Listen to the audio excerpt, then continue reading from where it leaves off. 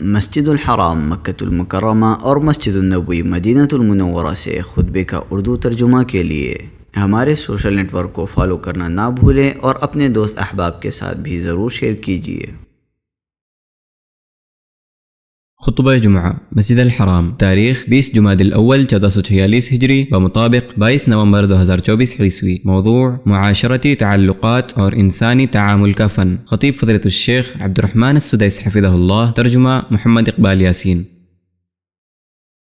تمام تعریف اللہ کے لیے ہے جس کے فضل سے برکتیں نازل ہوتی ہیں اور جس کی نعمت سے نیک اعمال پورے ہوتے ہیں۔ تمام تعریف اللہ کے لیے ہے، میں اس کے بدلے کسی اور کو نہیں چاہتا ایسی حمد جو اس کی رضا تک پہنچا دے، اور میں گواہی دیتا ہوں کہ ایک اللہ کے سوا کوئی معبود نہیں، اس کا کوئی شریک نہیں، ایسی گواہی جس سے ہم بلند ترین درجات اور اعلیٰ مقامات کی امید کرتے ہیں۔ اور میں گواہی دیتا ہوں کہ ہمارے نبی محمد صلی اللہ علیہ وسلم اللہ کے بندے اور رسول ہیں، تمام مخلوقات کے سردار ہیں۔ اے اللہ ان پر درود و سلام اور برکتیں نازل فرما، اور ان کے پاکیزہ آل بیت پر جو عمدہ اخلاق اور خوبیوں سے مزین ہیں اور جنہوں نے خوبصورت تعلقات اور بہترین معاملات میں شاندار مثالیں قائم کی، اور تابعین پر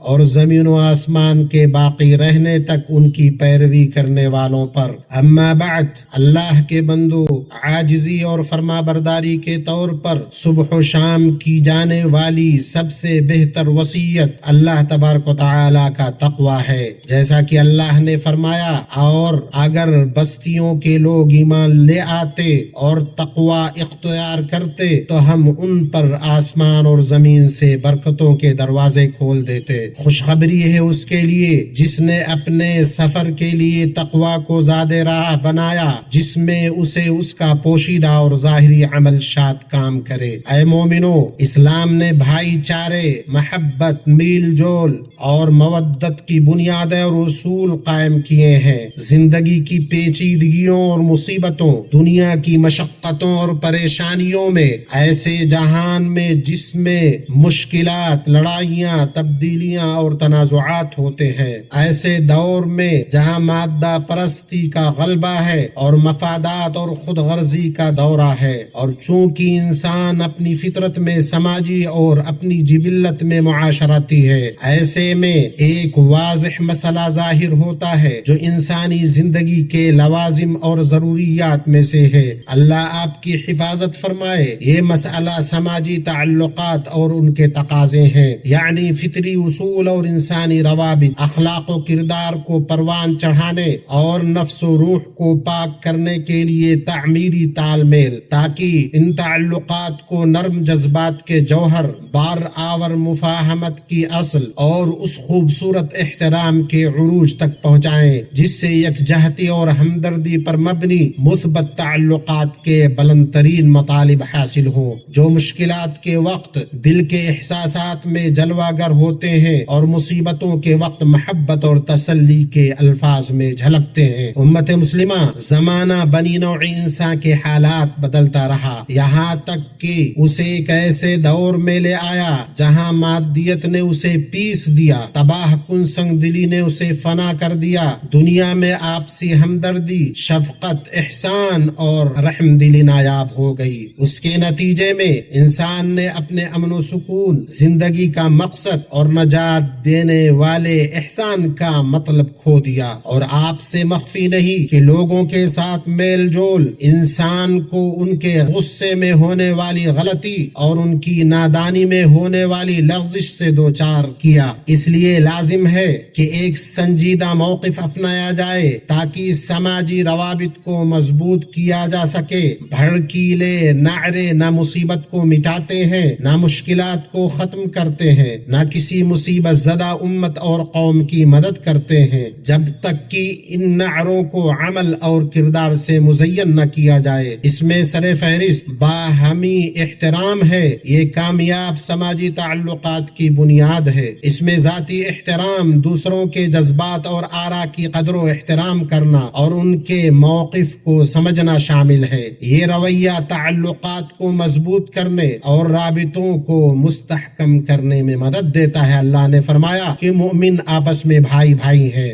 گو عقلی طور پر نظریات کو قبول کرنا اور آرا اور آزادیوں کو لینا جائز ہے، مگر یہ بالکل جائز نہیں کہ نظریات کشمکش میں اور آزادیاں فتنوں اور آزمائشوں میں بدل جائیں، خصوصاً جب امت ایک سنگین تاریخی موڑ پر اپنی تاریخ کے نازک مرحلے سے گزر رہی ہے۔ اس لیے اتحاد کے اہم ترین لوازمات اور یکجہتی اور مضبوطی کے تقاضوں میں سے نظر انداز کرنا، تغافل برتنا، صبر کرنا، معاف کرنا، حسن ظن رکھنا اور عذر تلاش کرنا ہے۔ اور کہا گیا عقل مندی کے 10 حصوں میں سے 9 حصے نظر انداز کرنے اور تغافل برتنے میں ہے۔ ابن مبارک رحمہ اللہ نے کہا مومن عذروں کو تلاش کرتا ہے اور منافق لغزشوں کی ٹوہ میں رہتا ہے۔ جب وہ معذرت کرتے ہوئے لوٹے اور تم زیر کرنے پر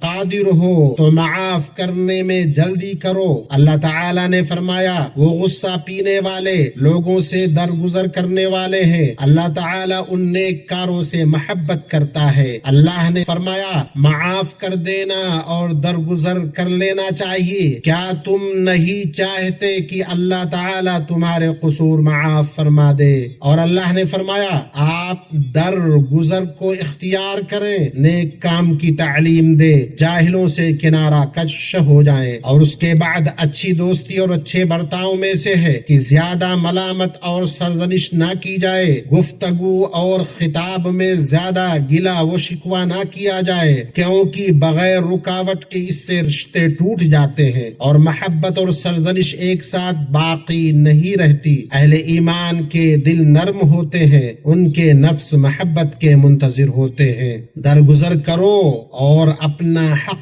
پورا نہ لو، کچھ چھوڑ دو کہ شریف انسان نے کبھی پورا حق نہیں لیا۔ بھلائی کے ساتھ بود و باش رکھو، زیادتی کرنے والے سے درگزر کرو، دفاع کرو مگر بہترین طریقے سے۔ امت مسلمہ منفرد باہم جڑے سماجی تانے بانے کے لیے ضروری ہے کہ وہ معاشرتی تعلقات کو نکھارے، معتبر آداب کی خوبیوں، بلند اخلاقی اقدار، انسانی خاطر تواضع، دلجوئی، جذبات کی پاسداری، زبان کی پاکی، سینے کی سلامتی سے آراستہ ہو۔ اسلام کو سماجی و انسانی منفرد نظام کا امتیاز حاصل کیا جس سے وہ تمام انسانی نظاموں پر سبقت لے گیا ہے۔ اس لیے اس دین میں سماجی تعلقات صاف ستھرے عقیدے کے جوہر سے نکلے ہیں۔ مسلم معاشرے کو جن چیزوں کا امتیاز حاصل ہے ان میں سے یہ ہے کہ انفرادی طرز عمل اور سماجی تعلقات کی رہنمائی کرنے میں دین کو مرکزی اہمیت حاصل ہے، اور دین ہی ان کے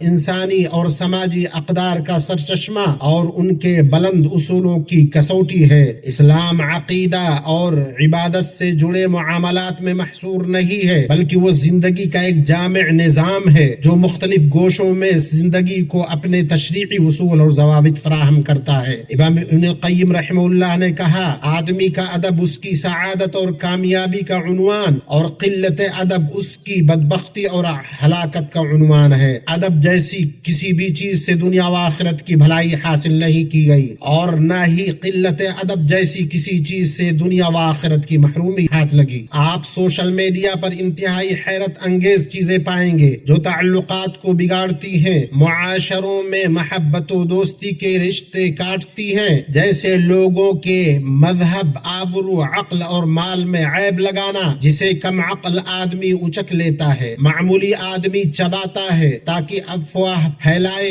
اور بے بنیاد اور جھوٹی باتوں کی ترویج کرے۔ اس لیے ان جعلی پورٹلوں اور جھوٹی سائٹوں کے ساتھ تعامل کرنے میں محتاط رہنا ضروری ہے، جن میں سطحیت اور شور و ہنگامے کا مواد بکثرت پایا جاتا ہے۔ مسلمانوں، اسلام مصائب اور مشکلات، تنگیوں اور پریشانیوں کے وقت ہمدردی اور رحم دلی کا علم بردار بن کر آیا، بلکہ یہ یہ وہ دین ہے جس نے اس اخلاق کو مغرب و مشرق میں پروان چڑھایا اور اسے مستحکم کیا، اس پر ابھارا اور اسے واضح کیا۔ اللہ نے فرمایا نیک کام کرتے رہو تاکہ تم کامیاب ہو جاؤ۔ یہ رحم دلی کے اوصاف اور بلند شریفانہ اخلاق ہیں جنہیں پانے کی دنیا نے کوشش کی۔ یہی پریشان حال امتوں اور قوموں کی امید ہے جس پر ان کی نظریں ٹکی ہیں اور نیک دل جس کے مشتاق ہیں۔ لہٰذا ہمیں اپنے ربانی اور روشن اقدار کو مضبوط کرنا چاہیے، جیسے رحم دلی، انصاف، صداقت، وفاداری، بھلائی، نرمی، صاف دلی، امانت داری، احسان، بھائی چارہ اور دیگر اعلیٰ اخلاق و اوصاف جو انسان کے لیے مشعل راہ ہیں۔ یہ اقدار اپنے حاملین کو اخلاقی زوال، بدنظمی و بے مقصد زندگی اور گمراہی کے گھڑے میں گرنے سے محفوظ و سلامت رکھنے کا ضامن ہے اور اپنے گھر والوں کے بدبختی اور پریشانی لانے سے بچاتے ہیں، خصوصاً رہنماؤں اور قوموں کے درمیان، علماء اور عوام کے مابین علم کے میدانوں اور تحقیقات کے مقامات پر، ساتھ ہی ادب اختلاف کا لحاظ رکھا جائے، زبان درازی اور بحث و مباحثہ، معمولی غلطیوں کو بڑھاوا دینے سے گریز کیا جائے کہ لوگوں کی نیتوں پر شک کیا جائے، ان پر الزام تراشی کی جائے، ان کو آپس میں تقسیم کیا جائے۔ اسی طرح والدین، رشتہ داروں اور پڑوسیوں کے ساتھ بھی اچھے اخلاق اور بہتر سلوک کا خیال رکھنا چاہیے۔ اللہ نے فرمایا ماں باپ کے ساتھ اچھا سلوک کرو، اور فرمایا رشتہ داروں، یتیموں، مسکینوں سے، قرابت دار ہمسائے اور اجنبی ہمسائے سے اور اپنے ہم نشین سے اچھا سلوک کرو۔ نبی صلی اللہ علیہ وسلم نے فرمایا جبریل مجھے ہمیشہ پڑوسی کے حقوق کے بارے میں نصیحت کرتے رہے، یہاں تک کہ میں نے گمان کیا کہ آپ اسے وارث بنا دیں گے۔ اسی طرح اسلام نے کام کی جگہ میں ساتھیوں کے ساتھ اور ازدواجی تعلقات کے میدان میں احترام اور توجہ کے اقدار کو بلند مقام عطا کیا ہے، اور جب شوہر اور بیوی اپنے حقوق و فرائض کو سمجھ لیں تو تعلقات بہتر ہو جاتے ہیں اور دونوں ازدواجی خوشی اور قلبی سکون سے لطف اندوز ہوتے ہیں۔ اسی لیے اللہ نے شوہروں کو نصیحت کی اور کہا ان کے ساتھ اچھے طریقے سے بود و باش رکھو۔ نبی صلی اللہ علیہ وسلم نے بیویوں کو نصیحت کرتے ہوئے فرمایا دیکھو اس کے ساتھ تمہارا رویہ کیا ہے، کیونکہ وہی تمہاری جنت و دوزخ ہے۔ تو کیسے سخت اختلافات، بحث و تکرار اور دشمنی کے بیچ کوئی زندگی قائم رکھی جا سکتی ہے یا کسی گھر کی تعمیر کی جا سکتی ہے، کیونکہ خاندان کے بچے محبت سے سرشار ہو سکتے ہیں اور مودت سے لطف اندوز ہو سکتے ہیں۔ ایسے ماحول میں جہاں نزاع، ناچاقی اور نا اتفاقی کا غلبہ ہو، کیا زندگی محبت اور رحمت کے بغیر استوار ہو سکتی ہے؟ یہ سب ایسی لڑائیاں ہیں جن میں گھاٹا صرف انسان کا ہے اور فائدہ صرف شیطان کا ہے۔ جان لو امت مسلمہ کو اشد ضرورت ہے کہ وہ سماجی تعلقات اور انسانی روابط کے فن کو فعال بنائے تاکہ اسے دنیا و آخرت میں بھلائی حاصل ہو سکے۔ اللہ فرماتا ہے اے لوگو ہم نے تم کو ایک ہی مرد و عورت سے پیدا کیا اس لیے کہ تم آپس میں ایک دوسرے کو پہچانو، کنبے اور قبیلے بنا دیے ہیں۔ اللہ کے نزدیک تم میں باعزت وہ ہے جو سب سے زیادہ تقوی اختیار کرے۔ اللہ مجھے اور آپ کو دونوں وحی میں برکت دے اور ہمیں سید الثقلین کے طریقے سے فائدہ پہنچائے۔ میں اپنی یہ بات کہتا ہوں اپنے لیے، آپ کے لیے، تمام مسلمانوں کے لیے، ہر گناہ سے اللہ کی مغفرت طلب کرتا ہوں۔ آپ بھی اس سے مغفرت طلب کرو، اس سے توبہ کرو، یقیناً میرا رب بڑا بخشنے والا مہربان ہے۔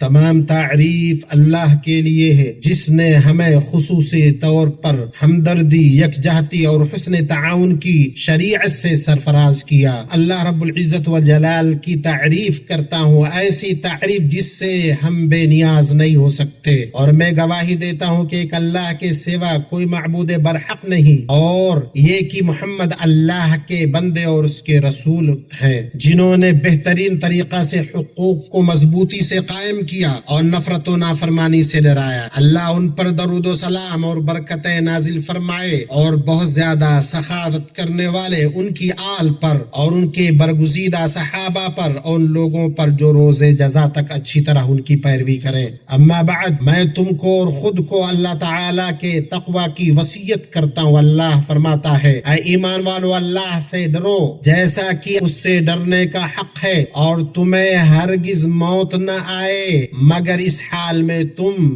مسلمان ہو۔ جان لو کہ سب سے بہترین بات اللہ کی کتاب ہے اور سب سے بہترین بات نبی اکرم صلی اللہ علیہ وسلم کی حدیث ہے۔ مومنوں، لوگوں کے درمیان اختلاف کا ہونا ایک لازمی امر ہے، کیونکہ ان کے ارادے، ان کی سمجھ اور ان کی قوت ادراک مختلف ہوتی ہے، لیکن قابل مذمت بات یہ ہے کہ کوئی دوسرے پر ظلم کرے۔ چنانچہ اختلاف ایک فطری چیز ہے، لیکن اختلاف و رنجش، لڑائی و جھگڑا اور تفرقہ بازی سے ہماری روشن شریعت کے نصوص میں منع کیا گیا ہے۔ اللہ رب العزت والجلال فرماتا ہے، اے ایمان والو، اسلام میں پورے کے پورے داخل ہو جاؤ اور شیطان کی تابعداری نہ کرو، وہ تمہارا کھلا دشمن ہے۔ تو اے مسلمانوں، اللہ کا تقوی اختیار کرو اور انسانی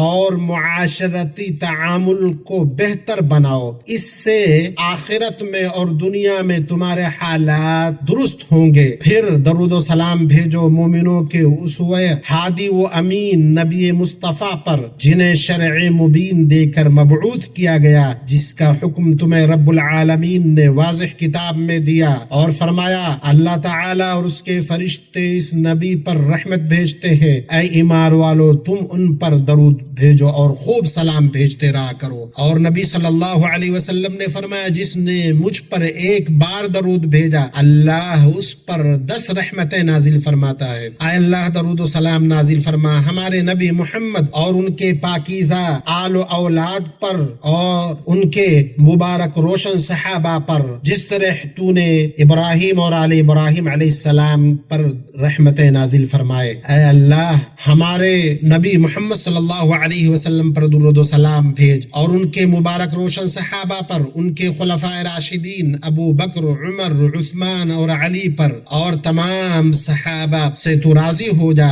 اور تابعین سے اور لوگوں سے جنہوں نے روز جزا تک ان کی اچھے سے پیروی کی، اور ہم سے بھی راضی ہو جا اپنے احسان سخاوت سے۔ اے اللہ، اسلام اور مسلمانوں کو غلبہ عطا کر، دین کے قلعہ کی حفاظت کر، اس ملک کو اور مسلمانوں کے بقیہ ملکوں کو پرامن، پرسکون اور خوشحال بنا۔ اے اللہ، ہمیں ہمارے ملکوں میں امن سے نواز۔ اے اللہ، ہمارے سربراہ خادم حرمین شریفین اور ان کے ولی عہد اور تمام مسلم حکمرانوں کو اس بات کی توفیق دے جس میں اسلام کا غلبہ اور مسلمانوں کی بھلائی ہو، اور جس میں بندوں اور ملکوں کی بھلائی اور ہدایت ہو، اور چیزوں کا بدلہ دے جو چیز وہ اسلام اور مسلمانوں کی خدمت میں اور حرمین شریفین کی خدمت میں وہ کر رہے ہیں۔ اے اللہ، تمام مسلمان حکمرانوں کو ہدایت دے۔ اے اللہ، ہمارے سرحدوں پر تعینات ہمارے فوجیوں کو توفیق یاب کر۔ اے اللہ، جو ہمارے ساتھ اور اسلام اور مسلمانوں کے ساتھ برائی کا ارادہ کرے، اسے خود اس کے نفس میں الجھا دے، اس کی چال کو اسی پر پلٹ دے، اس کی سازش کو اسی کی تباہی بنا دے۔ اے دعاؤں کے سننے والے، اے اللہ، مسلمانوں میں سے جو پریشان حال ہیں ان کی پریشانی دور کر دے، قرض داروں کے قرض کو ادا کر دے، مسلمانوں کے مریضوں کو شفا دے دے۔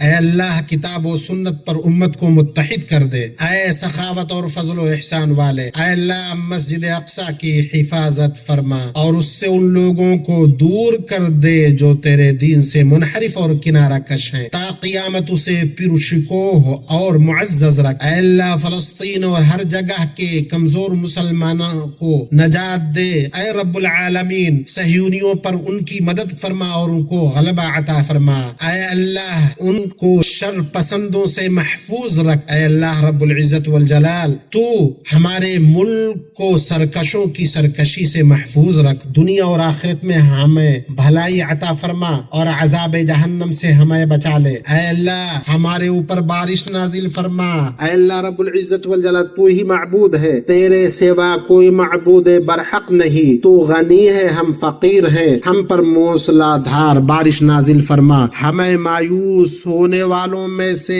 شامل نہ کر، اے اللہ تو ہمیں مایوس ہونے والوں میں سے نہ بنا، اے اللہ ہمارے دلوں اور ہمارے روحوں کو ایمان و یقین سے ہمارے ملکوں کو بھلائیوں، بارشوں اور ڈھیر ساری رحمتوں سے سیراب کر، اے اللہ ہماری دعاؤں کو قبول فرما، ہماری مغفرت فرما، ہمارے والدین کی مغفرت فرما، اور اسی طرح تو زندہ و مردہ مومنوں کی مغفرت فرما دے۔ سبحان ربک رب العزت عما یصفون وسلام علی المرسلین والحمد للہ رب العالمین۔